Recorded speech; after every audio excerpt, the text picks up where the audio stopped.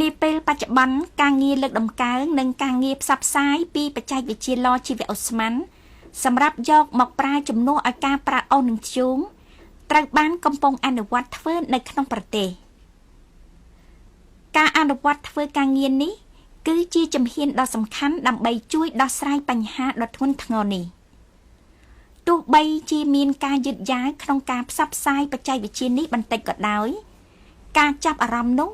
គឺការប្រើប្រាស់ជីវៈអូស្មန်សម្រាប់ផ្គត់ផ្គង់តម្រូវការធម្មពលប្រើតាមផ្ទះនិងលបាយលាមកដែលធ្វើឲ្យដីកសិកម្មយើងមានជីជាតិល្អដែលជាជំហានដ៏សំខាន់របស់បច្ចេកវិទ្យានេះគឺជាការគ្រោងប្លង់របស់ឡជីវៈអូស្មန်ដែលយកមកធ្វើការណែនាំនៅក្នុងប្រទេសកម្ពុជាដែលឲ្យឈ្មោះថាគំរូឡជីវៈអូស្មန်មិត្តកសិករឡនេះត្រូវបានគ្រោងផ្គុំឡើងពីផ្នែកផ្សេងគ្នានេះគឺជាអាងរំលាយដែលប្រើសម្រាប់រំលាយលាមកគោជាមួយនឹងទឹកបង្កើតបានជាល្បាយលាមកជ្រូកអាចបង្ហូរពីទ្រុងជ្រូកចូលទៅក្នុងប្រឡាយនាំទឹកដែលនាំយកល្បាយលាមកនេះបញ្ជូនទៅអាងលាយល្បាយលាមកដែលបានកូរស្មើសាច់រួចរាល់នៅក្នុងអាងរំលាយអាចបង្ហូរចូលទៅក្នុងអាងរំលាយតាមរយៈបំពង់បញ្ចូលល្បាយបង្គន់អាចតភ្ជាប់ទៅនឹងឡជីវៈអូស្មန်បានតាមរយៈបំពង់តភ្ជាប់មួយផ្សេងទៀតល្បាយលាមកត្រូវបានស្ថិតនៅក្នុងអាងរំលាយ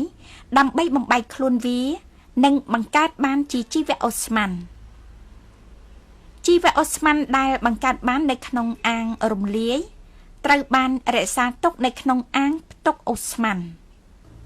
ល្បាយលាមកដែលក្រោយពីនោះវាត្រូវហូរចេញពីក្នុងឡតាមរយៈអាងបញ្ចេញនៅពេលដែលអាងផ្ទុកអូស្មန်ត្រូវពេញដោយជីវៈអូស្មန်ពេលនោះគេឃើញល្បាយលាមកដែលស្ថិតនៅក្នុងអាងបញ្ចេញហូរចេញតាមរន្ធបញ្ចេញដោយសម្ពាធរបស់ជីវៈអូស្មန်ដែលស្ថិតនៅក្នុងអាងផ្ទុកអូស្មန်ល្បាយលាមកដែលហូរចេញមកនេះបន្ទាប់មកយកទៅប្រើធ្វើជាជីកំប៉ុស្តស្ថិតនៅក្នុងរណ្ដៅល្បាយលាមកជីវៈអូស្មန်ដែលផ្ទុកនៅក្នុងអាងផ្ទុកអូស្មန်ត្រូវបានបញ្ជូនទៅកន្លែងប្រើប្រាស់តាមរយៈបំពង់ទីយ៉ូចង្ក្រាននិងចង្កៀងជីវៈអូស្មန်ប្រើជាមួយនឹងជីវៈអូស្មန်ជីកំប៉ុស្តដែលទទួលបានពីល្បាយលាមកធ្វើឲ្យដីមានគុណភាពល្អការប្រើប្រាស់ជីវៈអូស្មန်ជួយក្នុងការសន្សំប្រភពឥន្ធនៈសាមញ្ញគ្រួសារមួយអាចសន្សំបានអុសដុតប្រហែល 3,5 តោនឬធ្យូងប្រហែល 1 តោនក្នុងមួយឆ្នាំ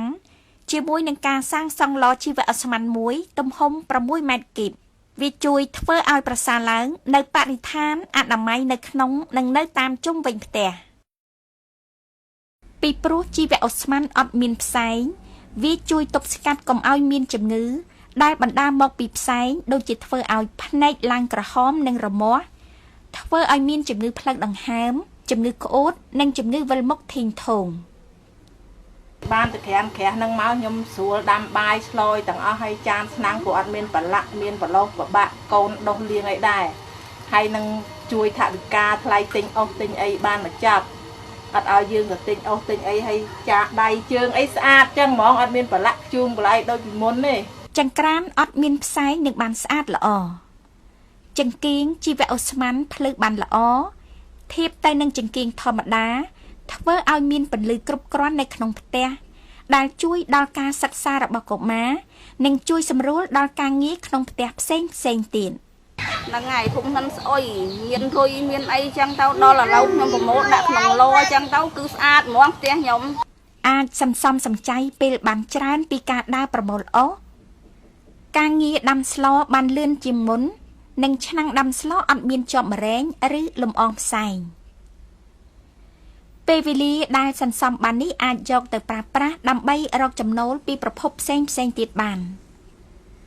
ការប្រើប្រាស់ល្បាយលាមកជួយធ្វើឲ្យមានការកើនឡើងនៅផលិតផលកសិកម្ម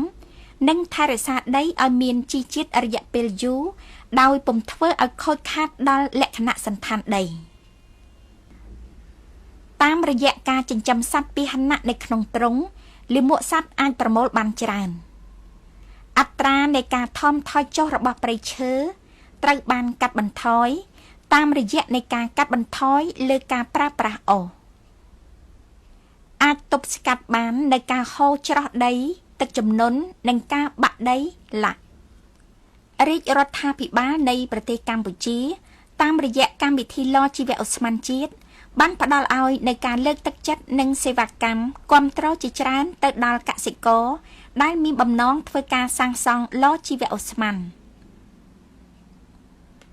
កម្មវិធីឡជីវឧស្ម័នជាតិ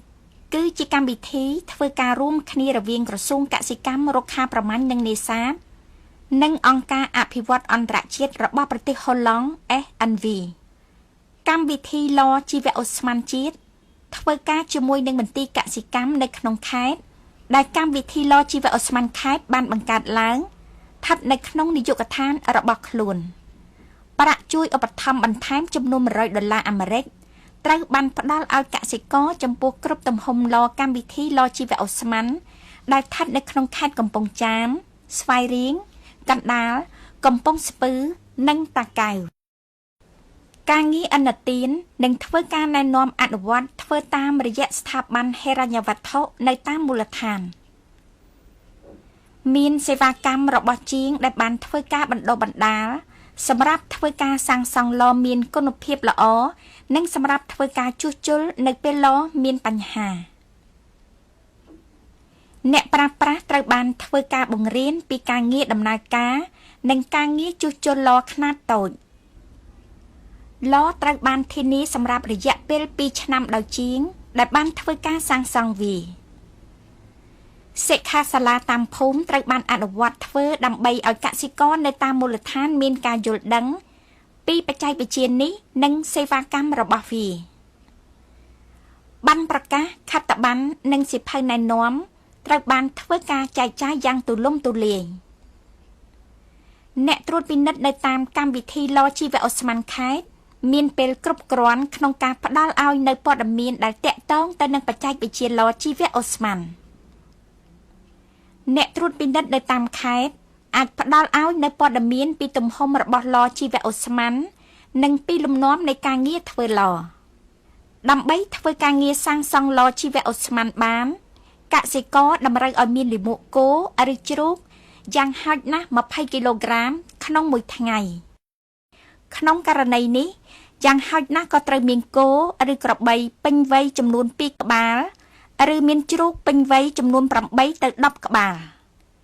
មានឡជីវឧស្ម័នទំហំផ្សេងគ្នា4ម៉ែត្រគីប6ម៉ែត្រគីប8ម៉ែត្រគីបនិង10ម៉ែត្រគីបសម្រាប់ការជ្រើសរើសរបស់កសិករចំពោះកសិករដែលមានទំហំគ្រួសារតូចនិងអាចប្រមូលបានបរិមាណលាមកតិចតួចគាត់អាចសង់ឡទំហំ4ម៉ែត្រគីបឡទំហំប៉ុណ្នេះអាចផលិតបានជីវឧស្ម័នសម្រាប់ដំណើរការចង្ក្រានចំហេះមួយរយៈពេល4ម៉ោងដូចនេះការសាងសង់ឡជីវឧស្ម័នផ្ដល់ឲ្យនៅផលប្រយោជន៍ដ៏ច្រើនដូចនេះចូលយើងជួយផ្សព្វផ្សាយបច្ចេកវិទ្យានេះដើម្បីឲ្យបានពេញទូទាំងប្រទេសកម្ពុជាដើម្បីទាញយកផលប្រយោជន៍ទាំងអស់នោះចូលយើងនាំគ្នាដើរទៅរកពន្លឺពីទីងងឹតនិងធ្វើការរួមគ្នាសម្រាប់អនាគតដ៏ភ្លឺត្រចះត្រចង់របស់កូនចៅជំនាន់ក្រោយយើង។